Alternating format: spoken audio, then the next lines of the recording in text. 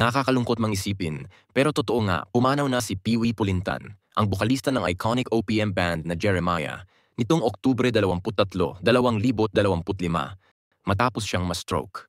Sa mundo ng musika, may mga boses na minsan lang dumaan pero habang buhay nating maaalala, at isa na nga ron si Pee-wee.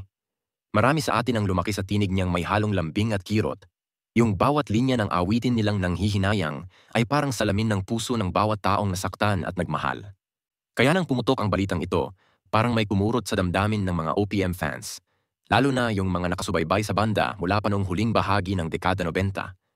Kasi nga naman, paano mo makakalimutan ang boses na minsang nagbigay soundtrack sa iyong kabataan, sa iyong mga unang pag-ibig, at sa mga gabi ng pag-iyak sa ilalim ng mga bituin? Noong inanunsyo ng Jeremiah Band sa kanilang Facebook page ang pagpanaw ni Pee-wee, ramdam na ramdam ang bigat ng emosyon. Simple lang ang kanilang mensahe pero tagos sa puso. Pee-wee was an exceptional artist whose voice and passion touched the hearts of many. Isang linya na tila nagsasalita para sa lahat ng mga tagahanga niya. Totoo naman kasi si Pee-wee ay hindi lang basta bokalista, isa siyang storyteller sa pamamagitan ng kanta. Sa bawat himig, sa bawat hagod ng boses niya, may dalang emosyon na kahit hindi mo alam ang buong kwento, mararamdaman mo na agad ang bigat o lambing ng awitin. Kaya nang sabihin ng banda na his legacy will live on through the songs and memories he shared with the world, parang napangiti kang malungkot. Oo, wala na siya, pero ang musika niya ay mananatili. Kung babalikan natin, ang Jeremiah ay nagsimula noong 1978, panahon kung kailan buhay na buhay ang OPM ballads. Kasabay sila ng mga bandang tulad ng South Border, Freestyle at True Faith, pero ang Jeremiah may sariling timpla.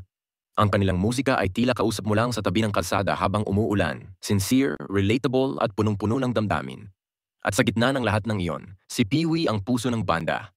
Siya ang boses sa likod ng Nanghihinayang, Pangarap Ko Ikaw at iba pang kantang minsan nang naging background music ng mga broken-hearted. Kaya nang mabalitaan ng mga tagahanga na siya ay nagkaroon ng stroke, marami ang nagdasal, umasa at nagpadala ng mensahe ng suporta sa social media. Bago ang pagpanaw niya, naglabas ng update ang banda tungkol sa kanyang kalagayan. Sinabi nilang, he is currently under close observation and receiving the best possible care. Ramdam mo yung pag-asa sa mensahe nila, yung paniniwalang baka makabangon pa si Pee-wee, gaya noong una niyang laban sa sakit. Kasi kung matatandaan, noong 2014 ay na-feature pa siya sa Kapuso Mo, Jessica Soho, kung saan inamin niyang may stage 4 cancer siya sa tonsil. Stage 4, ibig sabihin halos wala ng pag-asang ibinibigay ng mga doktor. Pero hindi siya sumuko. Lumaban siya, dumaan sa operasyon, sa chemotherapy, at noong 2011 ay idineklara siyang cancer-free. Para bang isang himala. Kaya nang mabalitaan ulit na nagkasakit siya, marami ang nagdasal na baka tulad noon, muling maghimala ang Diyos at mabigyan siya ng panibagong pagkakataon. Pero iba yata ngayon. Iba ang takbo ng tadhana. October 23, 2025. Isang petsang mananatili sa alaala ng mga fans bilang araw na tuluyang nagpahinga ang isang tinig ng OPM na minahal ng marami. Marami ang nalungkot, hindi lang mga kaibigan at kapwa musikero, kundi maging mga ordinaryong tagapakinig na minsang nakarelate sa kanyang mga kanta. Sa Facebook, Twitter at TikTok, naglipa na ang mga tribute videos. Mga clip ng performances ni Pee-wee noong kabataan niya, mga lumang concert footage, at syempre mga duet ng mga fans sa Nanghihinayang.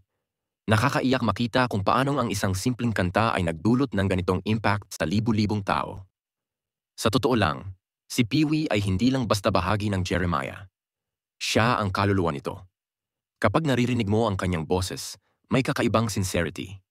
Hindi siya yung tipong umaasa sa matataas na nota para ipakita ang galing. Ang estilo niya ay mas nararamdaman kaysa pinapahanga. Parang sinasabi ng boses niya, naiintindihan kita. Lalo na kapag ang puso mo'y wasak at gusto mo lang may makinig. Kaya nga't noong kasagsagan ng banda, marami ang nagsasabing ang Jeremiah ay banda ng mga nagmamahal, nasasaktan, at patuloy na umaasa. Marami ring nagsabing si Pee-wee ay isa sa mga underrated vocalists ng kanyang henerasyon. Habang ang ibang banda ay nakikipagsabayan sa mainstream, nanatiling tapat ang Jeremiah sa kanilang tunog. Yung ballad na punong-puno ng emosyon at simpleng melodya. Hindi sila kailanman naging palaban sa ingay ng trends. Tahimik lang silang nagpatuloy, nag-perform sa mga probinsya, corporate shows, bars, at intimate concerts. Doon mo makikita kung gaano kababa ang loob ni Pee-wee. Walang ere, walang yabang. Isang simpleng tao na mahal ang musika, mahal ang banda, at higit sa lahat, mahal ang mga taong nakikinig sa kanila. Sa mga panayam, madalas sabihin ni Pee-wee na ang musika ang naging daan para makilala niya ang sarili.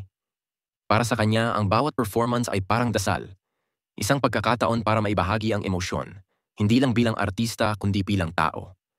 At yan siguro ang dahilan kung bakit siya tumatak. Hindi lang dahil sa husay niya, kundi sa katapatan ng bawat salitang binibigkas niya sa awitin. Sa panahon ngayon kung saan ang musika ay madalas kino-question kung may laman pa ba o puro hype na lang, ang mga tulad ni Pee-wee ang nagpapaalala kung ano talaga ang esensya ng pagkanta, ang maramdaman at ipadama.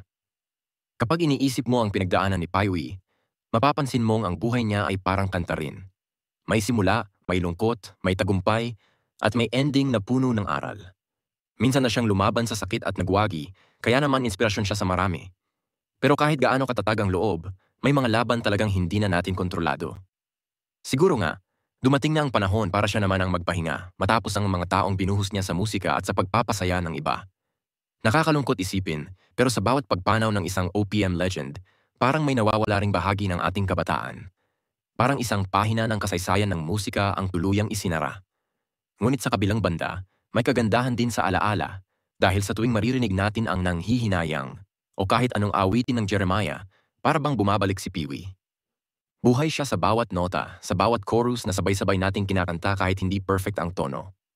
Buhay siya sa bawat alaala ng mga kabataang umiiyak habang hawak ang cassette tape o CD nila at sa mga magkasintahang unang nagsayaw sa kanilang kanta. Ngayon, habang nagluluksa ang buong OPM community, marami rin ang nagpapasalamat. Dahil kahit saglit lang nating nakasama si Pee-wee sa mundong ito, naiwan naman niya ang isang kayamanang walang katumbas, ang musika. At hindi lahat nabibigyan ng ganitong legacy. Maraming kumakanta, pero iilan lang ang nakakapagpabago ng damdamin ng tao. Maraming umaawit, pero si Pee-wee umaawit ng may puso. Kung tutusin, ang kwento ni Pee-wee Pulintan ay hindi lang tungkol sa pagkamatay ng isang bokalista. Isa itong paalala na ang buhay ay parang kanta. Maiksi man, pero kung puno ng damdamin, mananatili ito sa alaala ng mga nakarinig. Kaya habang tumutugtog sa radyo ang nanghihinayang, habang may kumakanta nito sa videoke, o habang may isang taong nag-iisa at biglang naalala ang unang heartbreak niya, buhay pa rin si Pee-wee. Buhay siya sa bawat puso na minsan niyang pinasaya, pinaiyak, o pinatahimik ng kanyang musika. Sa dulo, marahil ito ang pinakamagandang tribute na maibibigay natin kay Pee-wee. Ang patuloy na pakinggan at pahalagahan ang mga awitin niya. Kasi sa musika, walang kamatayan. Habang may isang taong kumakanta ng nanghihinayang, habang may isa pang nakakaalala ng boses niyang may halong lambing at sakit, mananatili si Pee-wee Pulintan. Hindi lang bilang bokalista ng Jeremiah, kundi bilang simbolo ng isang panahon ng OPM na tunay at totoo. Kaya ngayon, sa kanyang huling pahinga, marahil ay maririnig natin sa hangin ang kanyang tinig, tahimik na bumubulong. Huwag kayong malungkot, ang musika ay buhay, at habang buhay kayo, kasama niyo pa rin ako.